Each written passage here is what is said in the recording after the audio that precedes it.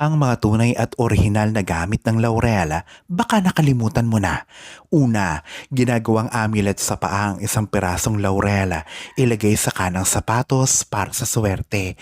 Pangalawa, ilagay ang isang piraso hanggang 3 laurel sa wallet para umakit ng pera.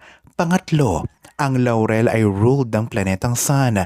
Ang element nito ay fire o apoy at ang gender nito ay masculine. Pang-apat, nakakatulong ito upang ma-activate ang ating third eye. Pang-lima, gamit din ito para sa pag-alis ng sumpa at eksorsismo sa pamamagitan ng pagligo ng tiyan nito. At pang-anim, kilalang gamit ito sa Bailey Burning Wish Spell o ang pag-wish at pagsusunog ng laurel.